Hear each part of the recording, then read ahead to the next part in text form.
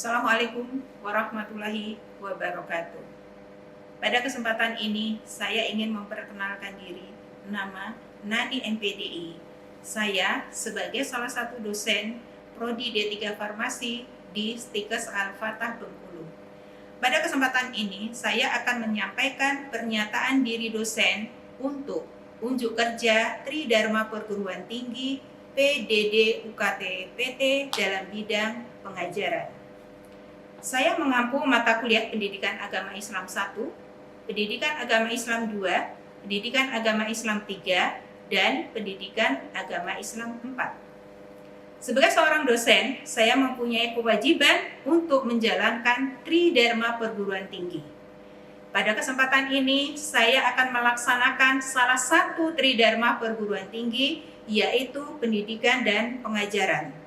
Di sini saya akan menyampaikan salah satu mata kuliah yang saya ampu di semester 4, yaitu Pendidikan Agama Islam 4. Mata kuliah Pendidikan Agama Islam 4 merupakan mata kuliah wajib dengan bobot 2 SKS. Jumlah pertemuan 16 kali pertemuan, 7 kali pertemuan UTS, 1 kali pertemuan UTS, 7 kali pertemuan sebelum UAS, 1 kali pertemuan UAS. Capaian pembelajaran pada mata kuliah ini adalah 1. Mahasiswa mampu menjelaskan tentang akhlak karimah dan akhlak masmumah. Kedua, mahasiswa mampu menjelaskan tentang akhlak terhadap Allah Subhanahu wa Ta'ala. Yang ketiga, mahasiswa mampu menjelaskan akhlak terhadap Rasulullah Shallallahu Alaihi Wasallam. Yang keempat, mahasiswa mampu menjelaskan akhlak terhadap diri sendiri. Yang kelima, mahasiswa mampu menerapkan akhlak jujur dan benar. Yang keenam, mahasiswa mampu menjelaskan adab pergaulan, adab bermuamalah, dan adab terhadap orang yang meninggal dunia.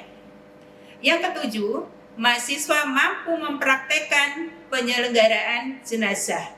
Dan yang kedelapan, mahasiswa mampu mempraktekkan hafalan surat pendek. Materi pembelajaran pada mata kuliah ini adalah 1. Akhlak karimah dan akhlak masmumah. Yang kedua, akhlak terhadap Allah Subhanahu wa Ta'ala. Yang ketiga, akhlak terhadap Rasulullah Shallallahu Alaihi Wasallam. Yang keempat, akhlak terhadap diri sendiri. Yang kelima, akhlak jujur dan benar. Yang keenam, adab dalam pergaulan. Yang ketujuh, adab bermuamalah. Yang kedelapan, adab terhadap orang yang meninggal dunia. Yang kesembilan, bimbingan dalam mengurus jenazah. Yang kesepuluh, praktek penyelenggaraan jenazah. Dan yang ke-11, praktek hafalan surat pendek. Pada kesempatan ini, saya akan menggunakan dalam kesempatan pembelajaran ini, saya akan menggunakan metode DIA. Yang pertama, aspek delivery, yaitu suatu proses pembelajaran di mana saya menyampaikan materi pembelajaran sehingga dapat diterima oleh mahasiswa. Dalam hal ini, saya menggunakan metode ceramah dan diskusi kelompok serta didukung modul pembelajaran Pendidikan Agama Islam 4. Yang kedua, aspek interaction, yaitu proses interaksi antara dosen dengan mahasiswa. Interaksi yang saya lakukan di kelas yaitu dengan menggunakan metode Student Learning Center, yaitu metode pembelajaran yang menempatkan mahasiswa sebagai objek pembelajaran, sehingga mahasiswa akan aktif sesuai dengan kemampuannya. Pada metode pembelajaran ini, saya menggunakan dalam menyampaikan materi, yaitu dengan diselingi pertanyaan kepada mahasiswa dan didukung dengan diskusi kelompok dan pemberian tugas. Aspek yang ketiga yaitu assessment. yaitu suatu aspek penilaian yaitu untuk mengukur kemampuan mahasiswa secara objektif. Dalam pemberian penilaian ini, saya menggunakan indikator atau menetapkan indikator sebagai berikut. Kehadiran 15%, tugas 15%, keaktifan 10%, UTS 30%, dan UAS 30%. Asesmen yang saya lakukan dengan harapan mahasiswa dapat mengetahui proses penilaian yang saya lakukan secara transparan dan objektif. Hasil dari asesmen dapat dilihat pada portal akademik mahasiswa. Selanjutnya, saya akan menyampaikan video pembelajaran di kelas secara luring, yaitu pada mata kuliah Pendidikan Agama Islam 4. Di video ini saya akan menyampaikan materi di pertemuan yang ke-12, yaitu tentang penyelenggaraan jenazah. Selamat menyaksikan.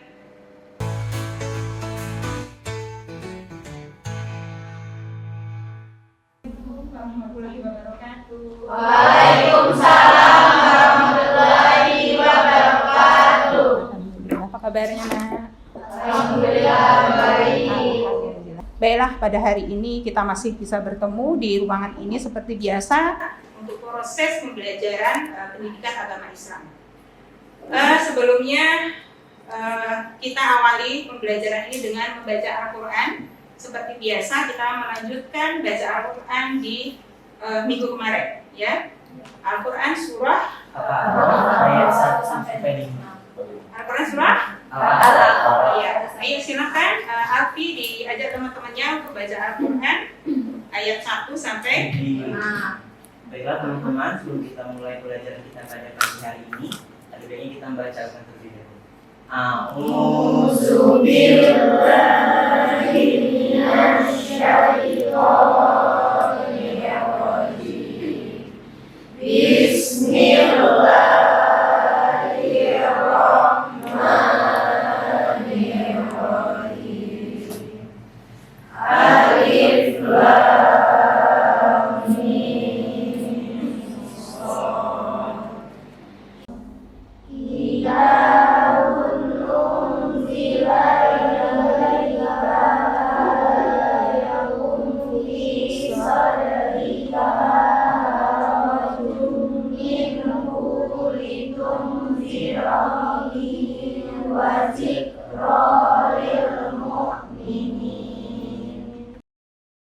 Wa ma kana lahum iz ja'ahum ba'suna illa an qalu inna kunna zalimin.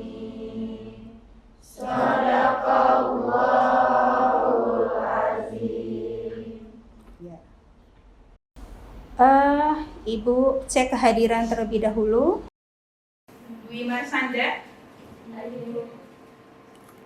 Cana, hadir. Yose, Hadir. hadir semua ya. Jadi untuk pertemuan hari ini, pembelajaran hari ini semuanya hadir. Silakan mahasiswa untuk absen terlebih dahulu ya. Oke.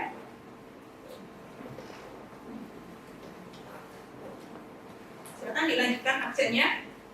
Baiklah, pada hari ini Ibu akan menyampaikan materi ya. Materi kita hari ini yaitu tentang penyelenggaraan jenazah. Di materi sebelumnya Ibu juga sudah menyampaikan masih ada hubungannya dengan penyelenggaraan jenazah, yaitu tentang adab terhadap orang yang meninggal dunia. Jadi dengan orang yang sudah meninggal dunia pun kita punya adab ya, kita punya adab. Nah ini sholat jenazah. Ini sudah, jadi ini kalau seperti ini posisi jenazahnya laki-laki atau perempuan nih? Posisi imam ada di tengah-tengah jenazah ya, di tengah sejajar dengan pusatnya jenazah. Jadi ini yang disolatkan adalah jenazah perempuan. Nanti kalau jenazahnya laki-laki, posisi imamnya sejajar dengan kepala imam. Ya. Ada yang mau ditanyakan? Silahkan kalau ada yang mau ditanyakan sampai mensolatkan jenazah. Nah. Kelompok kedua tentang mengkafani, kelompok 3 mensolatkan, kelompok 4 menguburkan. Ya, nanti dari hasil diskusi nanti intinya dari materi yang dibahas tentang memandikan itu apa, tentang mengkafani itu apa, tentang mensolatkan itu apa. Jadi silakan membuat kelompok, ketemu dengan teman-temannya dibagi menjadi 4 kelompok. Ya, silakan bertemu dengan teman-temannya dibagi 4. 1, 2, 3, 4. Ini 2 kelompok, di sini 2 kelompok. Ingat materinya ya. 1 kelas dibagi 4 kelompok. Memandikan, mengkafani, dan mensolatkan jenazah dan menguburkan jenazah. Silakan. Boleh berubah posisi.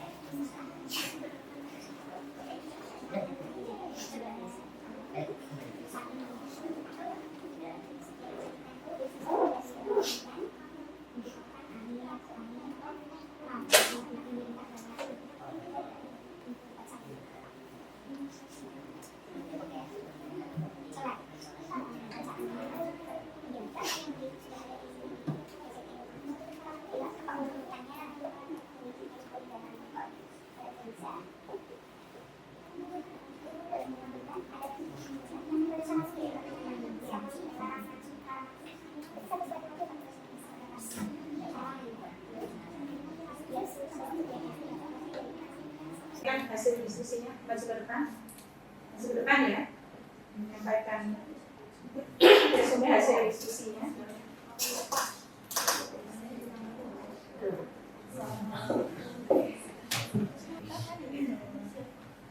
Ibu urutan kan ini diskusinya. Ada yang sudah siap? Ada Bu. Boleh kalau ya, diskusinya. Apa sih?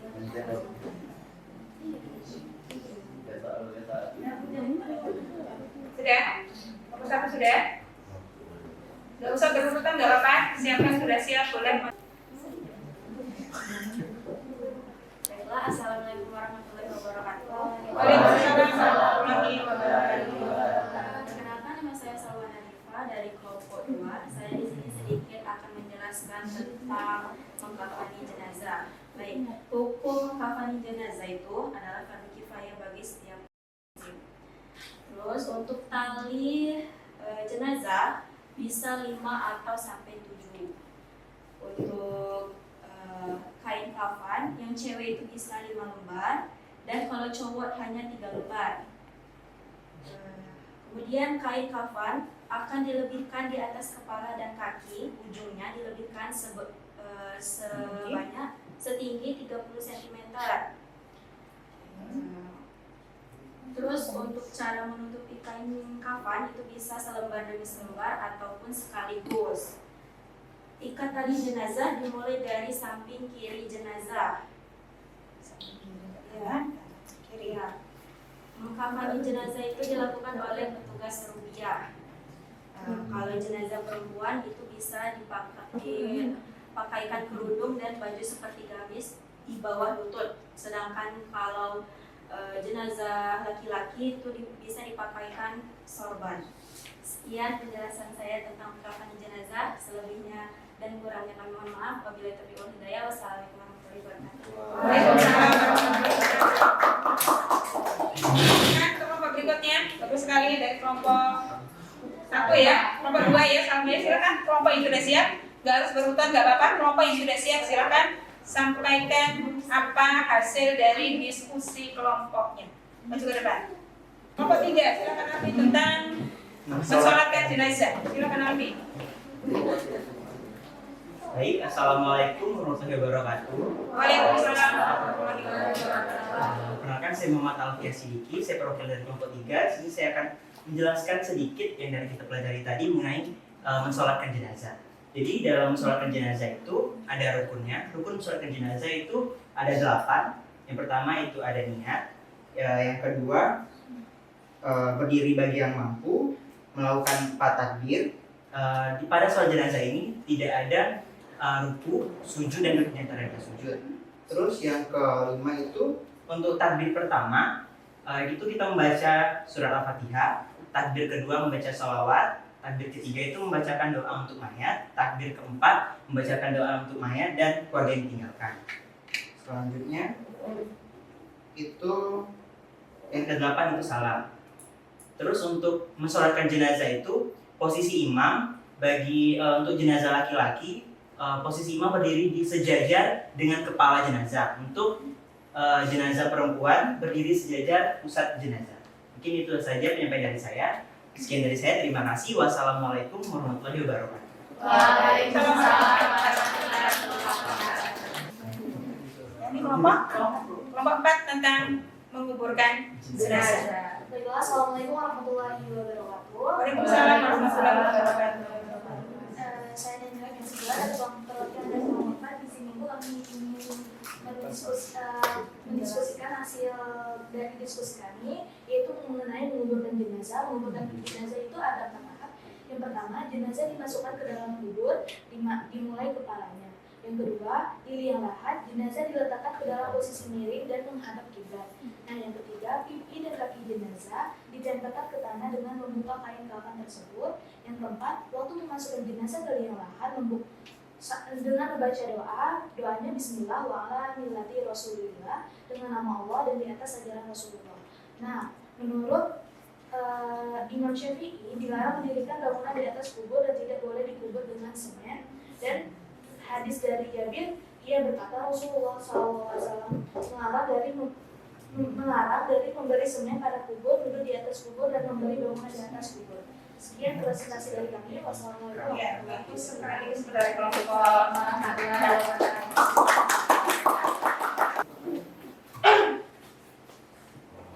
Baiklah, assalamualaikum warahmatullahi wabarakatuh. Waalaikumsalam warahmatullahi wabarakatuh. Perkenalkan, saya Melina Reziana Mama.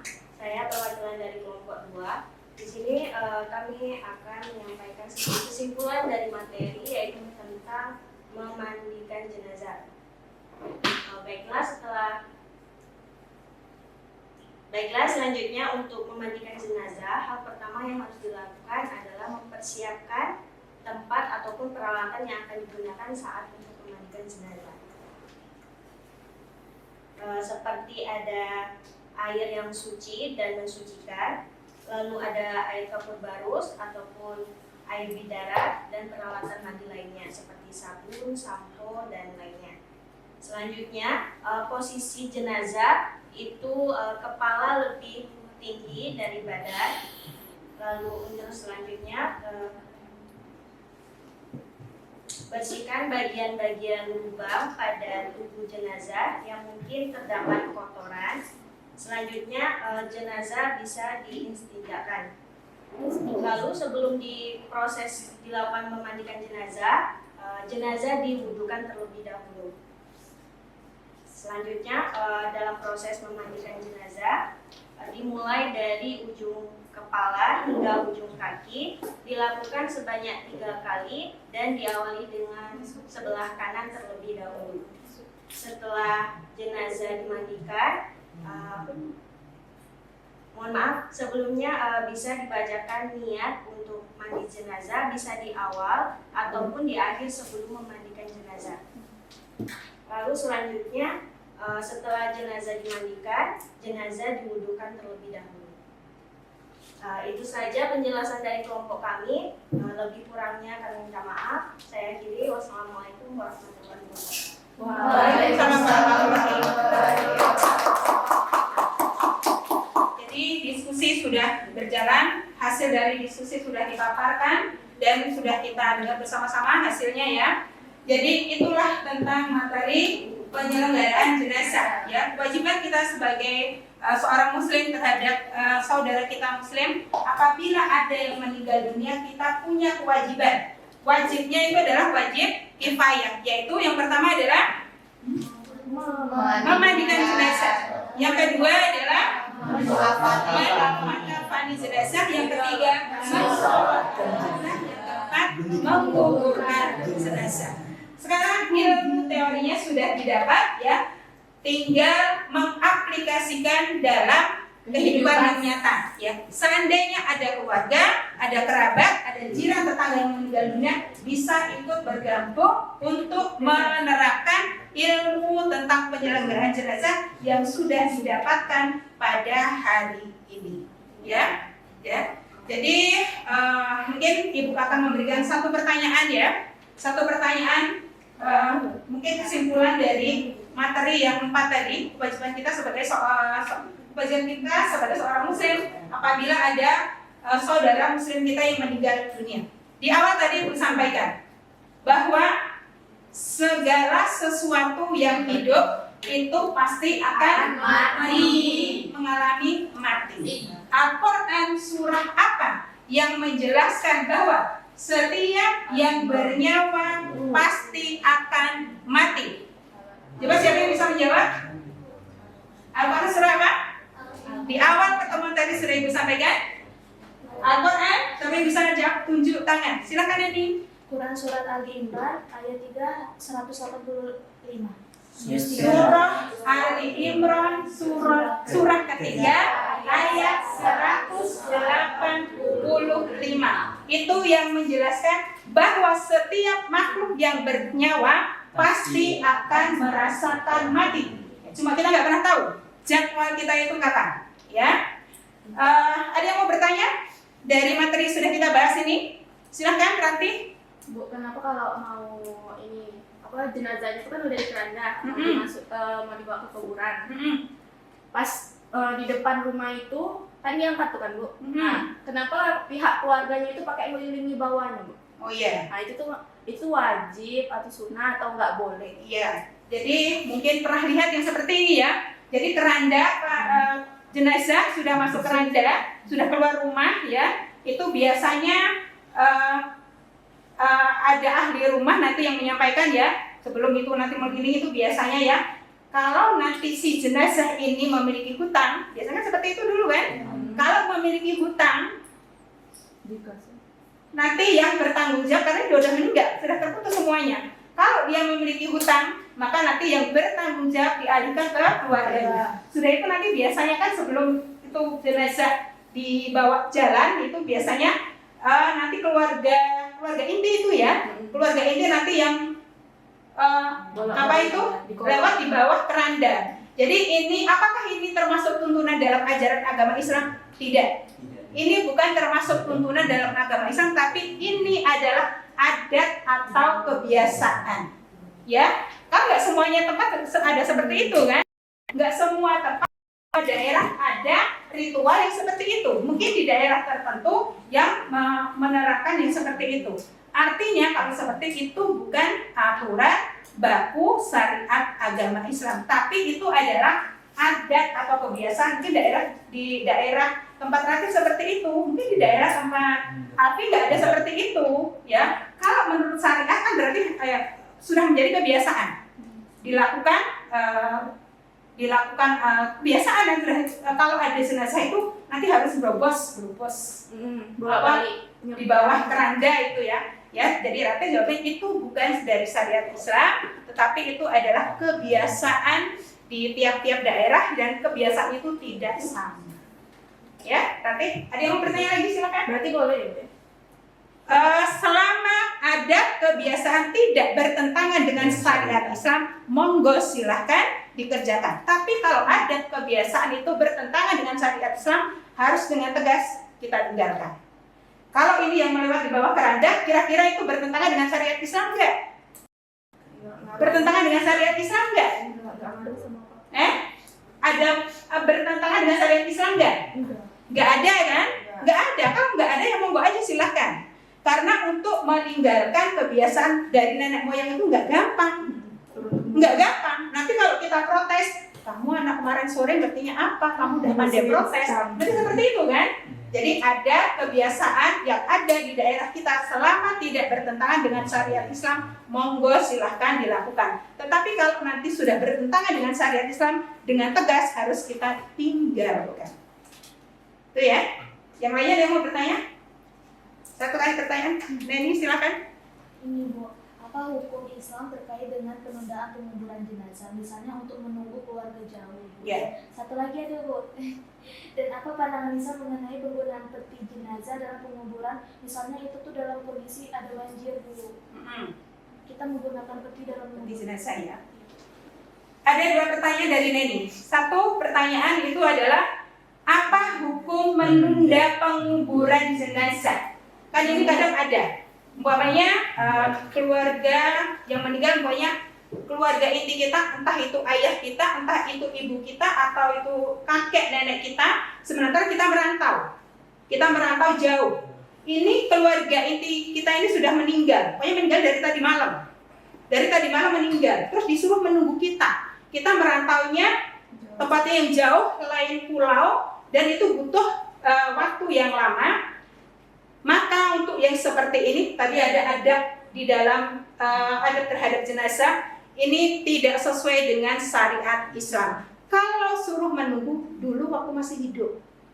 Jangan orang sudah meninggal suruh menunggu orang yang hidup. Iya kan? Kalau orang sudah meninggal jangan suruh menunggu orang yang hidup. Kalau dulu kita mau ketemu, ya dulu masih hidup. Maka silaturahim itu harus tetap kita jaga. Jangan tersadar kita tidak menjaga silaturahmi ataupun silaturahim setelah orang itu sudah meninggal dunia atau sudah tidak ada. Itu yang pertama. Yang kedua, pertanyaan Dani, karena Dani ada dua pertanyaan. Bagaimana hukum jenazah hidup dalam peti? Kalau jenazah masuk peti berarti kan nanti nggak bisa cium tanah. Sementara tadi Bu sampaikan, saat jenazah dimasukkan ke liang lahat atau kubur, ke dalam liang lahat itu tali harus dibuka.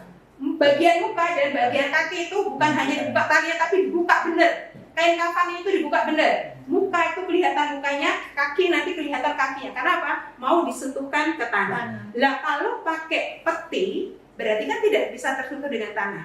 Dan kalau pakai peti berarti kan nggak masuk ya? Nggak masuk liang lahat. Berarti peti kan maksudnya di liang kubur. Kira-kira sesuai nggak dengan syariat Islam seperti ini? Tetapi kalau dalam keadaan darurat, namanya darurat. Yang namanya dalam keadaan darurat itu yang haram bisa menjadi halal. Kalau darurat. Jadi daruratnya ini memang benar-benar kira-kira memang harus pakai peti atau tidak. Kalau dalam keadaan banjir. Dalam keadaan banjir atau dalam keadaan si tubuh jenazah itu sudah uzur. Ya sudah uzur ini Allah alam bisawab ya, kalau sudah sangat uzur itu apakah harus pakai peti atau dikumpulkan yang masih ada sisanya ya, itu Allah alam bisawab. Tapi yang jelas kalau ini tadi ini banjir ya, dalam keadaan banjir nanti kalau langsung kain kafan dimasukkan ke dalam kubur nanti keluar dia. Jadi ya kalau dalam keadaan darurat itu yang tidak diperbolehkan menjadi diperbolehkan. Allah alam bisawab. Itu nanti ya. Ada mau bertanya lagi sebelah sini mungkin? Aku beri kesempatan satu lagi. Neni ya, Neni dan Rale yang bertanya. Gak ada yang bertanya? Kalau tidak ada pertanyaan, maka pertemuan kita pada hari ini membahas tentang penyelenggaraan jenazah. Ibu cukupkan dari sampai di sini. Mudah-mudahan ilmu yang sudah kita pelajari bersama-sama ada manfaatnya, bisa diterapkan dalam kehidupan sehari-hari. Ya. Terima kasih atas partisipasinya. Ibu tutup untuk kegiatan ini. Assalamualaikum warahmatullahi wabarakatuh. Waalaikumsalam warahmatullahi wabarakatuh. Terima kasih. Demikianlah deskripsi singkat dan video pembelajaran yang saya lakukan. Mohon maaf atas segala kekurangan. Terima kasih. Wassalamualaikum warahmatullahi wabarakatuh.